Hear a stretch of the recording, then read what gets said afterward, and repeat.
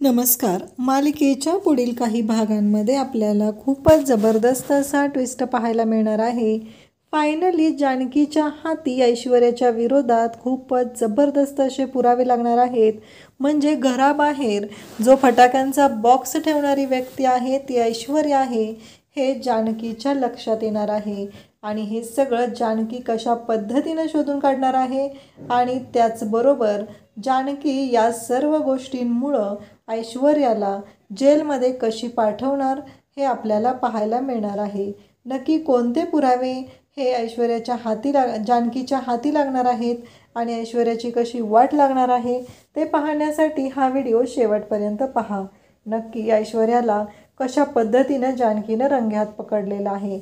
इकडे आता जानकी आणि ऋषिकेश सगुणाला घेऊन हॉस्पिटलमध्ये आलेले आहेत आणि हॉस्पिटलमध्ये आल्यानंतर जानकी आणि ऋषिकेश तिथे डॉक्टरांना सांगत आहेत की ॲडमिट करून घ्या. परंतु डॉक्टरांचं असं म्हणणं आहे की हे बघा, हा जो पेशंट आहे तो आम्हाला हिंसाचाराची केस वाटत आहे, कौटुंबिक म्हणजेच डोमेस्टिक व्हायलन्स वाटत आहे असं डॉक्टरांचं म्हणणं आहे. आणि तेव्हा मात्र डॉक्टर म्हणतात की हे अशा पद्धतीचं आम्हाला वाटत आहे. तेव्हा ऋषिकेश आणि जानकी म्हणतात की हो बरोबर आहे, तुमचं म्हणणं आम्हाला पटत आहे की पोलीस कंप्लेंट वगैरे केली पाहिजे, आम्हीही त्या गोष्टीसाठी तयार आहोत. परंतु हा कौटुंबिक हिंसाचार वगैरे काहीही झालेला नाही, ही गोष्ट आमच्या घराच्या बाहेर घडलेली आहे आणि आम्ही स्वतः तुम्हाला सांगत आहे की फटाक्यांचा एक बॉक्स होता आणि तो बॉक्स कोणी ठेवलेला होता, काय झालेलं होतं याबद्दल आम्हाला काहीही माहिती नाही आणि तिथे त्या फटाक्या फुटल्या गेलेल्या आहेत आणि त्यानंतर हे सगळं घडलेलं आहे. हे सगळं जानकी आणि ऋषिकेश दोघंही सांगत आहेत आणि दोघंही म्हणत आहेत की या सगळ्यामध्ये कोणाचाही दोष नाही. आणि इकडे गुलाबची अवस्था मात्र खूपच वाईट झालेली असते. गुलाब खूप रडत असतो, त्याला कळत नसतं की हे सगळं काय घडलेलं आहे. आणि गुलाब म्हणत असतो की मला कळतच नाही आहे की हे सगुणाच्या बाबतीतच का झालं, सगुणाने असं काय केलेलं होतं कोणाचं वाकडं, माझ्या सगुणालाच का झालेलं आहे असं, हा प्रश्न गुलाबच्या डोक्यात असतो. गुलाब रडत असतो आणि इकडे ऋषिकेश डॉक्टरांना सांगतो की डोमेस्टिक व्हायलन्स वगैरे काहीही नाही. तेव्हा डॉक्टर म्हणतात की ठीक आहे, मी ॲडमिट करून घेतो, 50,000 रुपये भरा. आता डॉक्टरांनी 50,000 रुपये भरायला सांगितलेले असतात आणि मग 50,000 रुपये भरण्यासाठी ऋषिकेश तयार होतो. ऋषिकेश आणि जानकीने जे पैसे ठेवलेले असतात ते पैसे तिथं भरायला ऋषिकेश आणि जानकी तयार होतात आणि ऋषिकेश आणि जानकीने ते पैसे हॉस्पिटलमध्ये भरलेले असतात.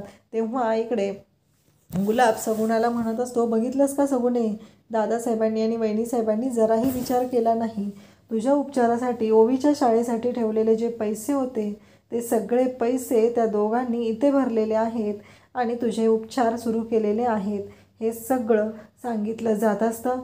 आणि तेव्हा मात्र इकडे सगुणा पाहतच राहते. ती म्हणते आता मी बरी झाली की त्या ऐश्वर्या मॅडमची वाट लावणार आहे. इथे जानकी वहिनीसाहेबांच्या विरोधात मी तिला माहिती पुरवत होते आणि ती जानकी वहिनीसाहेबांना त्रास देत होती. आता मी काहीही झालं तरी तिची कोणतीही गोष्ट ऐकणार नाही आणि तिची वाट लावणार आहे, हे सगळं आता सगुणा म्हणत असते. आणि इकडे गुलाब मात्र खूपच रडत असतो, त्याला खूप टेन्शन आलेलं असतं, कारण जी काही परिस्थिती ओढवलेली असते ती इतकी वाईट असते, कोणीच त्याचा विचारच करू शकत नाही, कारण ह्या सगळ्या गोष्टी उभ्या राहिलेल्या असतात. आणि हे सगळं इकडे सगुणाच्या जीवावर बेतलेलं असतं. जानकी हॉस्पिटलमध्ये विचार करत असते की हे कसं शक्य आहे, आम्ही तर मोजक्याच फटाक्या आणलेल्या होत्या आणि तेही एकदम साध्या होत्या, अशा स्फोटक अशा फटाक्या आम्ही आणलेल्याच नव्हत्या, मग तो फटाक्यांचा बॉक्स कसा आला.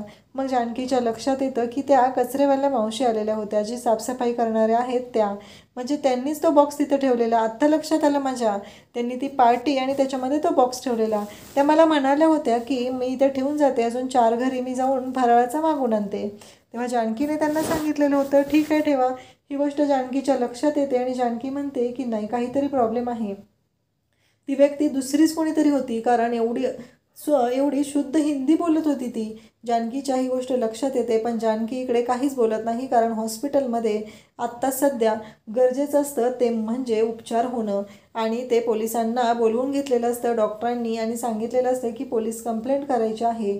आणि मग डॉक्टरांनी आता पोलीस कंप्लेंट केलेली असते आणि त्याचबरोबर डॉक्टरांनी हेही सांगितलेलं असतं की काहीही झालं तरीही ही पोलीस कंप्लेंटचीच केस आम्हाला वाटत आहे आणि त्यामुळं आम्ही शांत राहणार नाही, हे सगळं डॉक्टरही बोललेले असतात.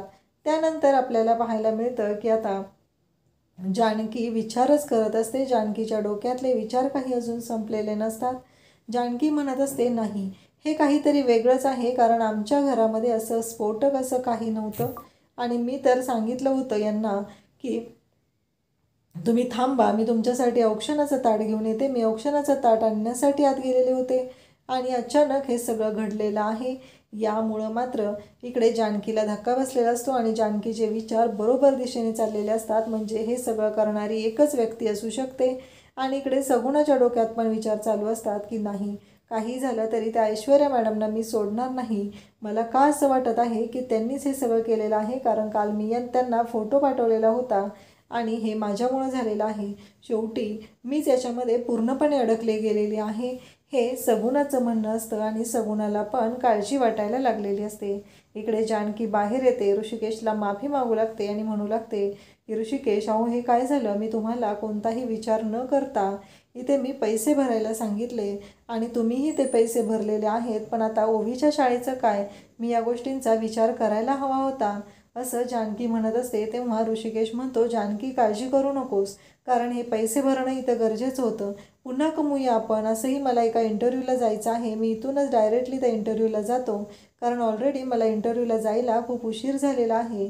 तर मला काय वाटतं आहे माहिती आहे का, मी इथूनच इंटरव्ह्यूला जाईल आणि त्यानंतर आपण मग घरी आल्यानंतर बोलूया. तू घरी एकटी जाशील का? तेव्हा जानकी म्हणते, काहीच हरकत नाही आहे, तुम्ही इंटरव्ह्यूला जा.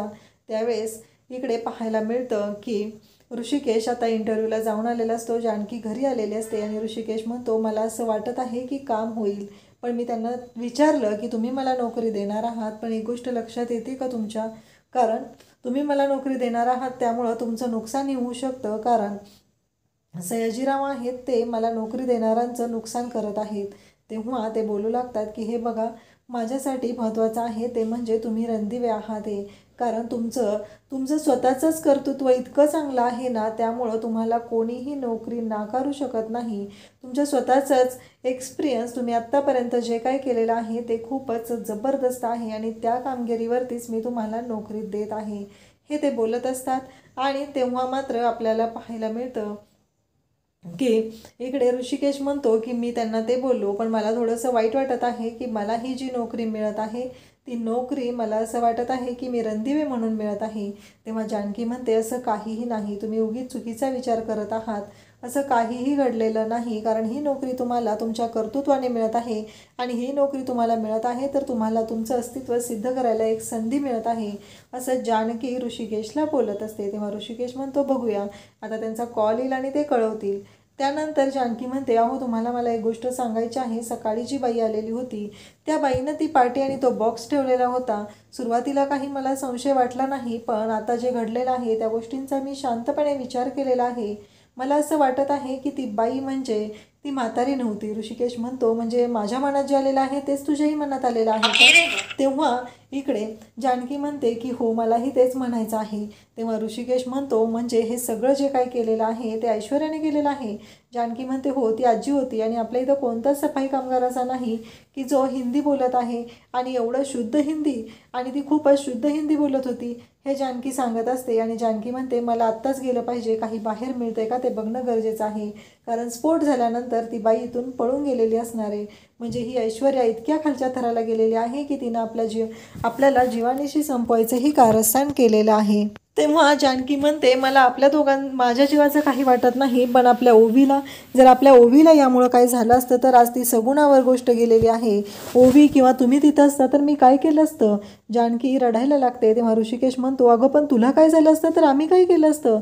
जानकी म्हणते, आता ह्या ऐश्वर्याला सोडायचं नाही, असंही आपण पोलीस कंप्लेंट केलेली आहे आणि त्या विरोधातले पुरावे मी शोधायला चाललेले आहे. तेव्हा ऋषिकेश म्हणतो, चालेल, मीही आहे तुझ्याबरोबर, आणि दोघंही शोधू लागतात. जानकी म्हणते, त्या बाईच्या पायामध्ये मी चप्पल बघितली होती आणि ती पळत गेलेली होती. एक चप्पल आपल्या दारात मला सापडलेली आहे, आता दुसरी चप्पल मला तिथे जाऊन त्या आशीर्वाद बंगल्यामध्ये पाहावी लागणार आहे. ऋषिकेश म्हणतो की तुला जे काय करायचं आहे, तुला जे योग्य वाटत आहे ते जानकी तू करू शकते, असं ऋषिकेश सांगत असतो. आणि जानकीला म्हणतो की तुला जे योग्य वाटेल ते कर. आणि त्यानंतर आपल्याला पाहायला मिळतं की जानकी आशीर्वाद बंगल्यामध्ये जाते आणि तिथं तिला ती चप्पल दिसते आणि तिने त्याचा व्हिडिओ काढलेला असतो, कारण फोटो काढला तर संशयास्पद असू शकतो, नंतर ठेवून काढला असा अर्थ होऊ शकतो, म्हणून जानकीने त्या गोष्टीचा पुरावा म्हणून व्हिडिओ काढलेला असतो. आणि त्याचबरोबर घराच्या बाहेरची जी चप्पल आहे ती पण हातामध्ये रुमाल घेऊन ती चप्पल तिने पकडलेली असते, कारण जर जानकीने त्या चप्पलला हात लावला तर त्यामध्ये असलेले जे फिंगरप्रिंट्स आहेत ते पुसू शकतात, कारण ही एक हाफ मर्डरची केस आहे, एका व्यक्तीच्या जीवावरती हे बेतलेलं आहे.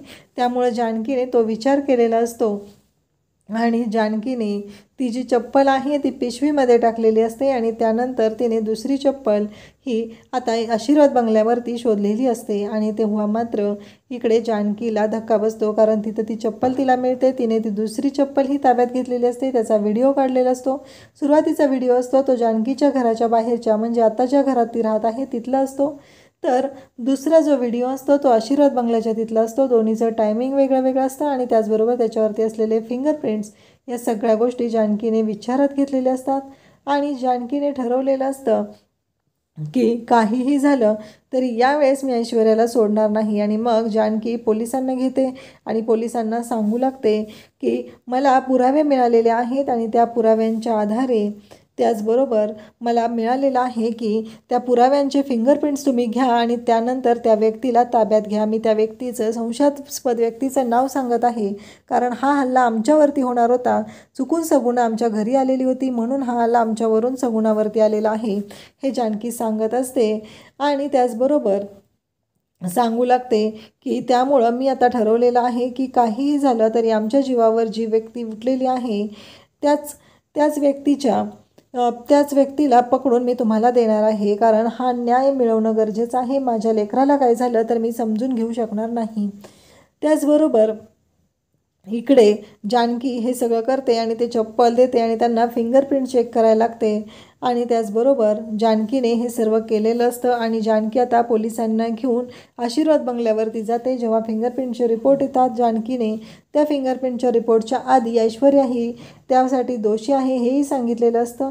आणि मग पोलिसांनी ऐश्वर्याला ताब्यात घेतलेलं असतं. फिंगरप्रिंटचे रिपोर्ट येतात आणि फिंगरप्रिंटच्या रिपोर्टच्या साह्याने पोलिसांना कळतं की या सगळ्यामागे खरी गुन्हेगार आहे ती ऐश्वर्या आहे.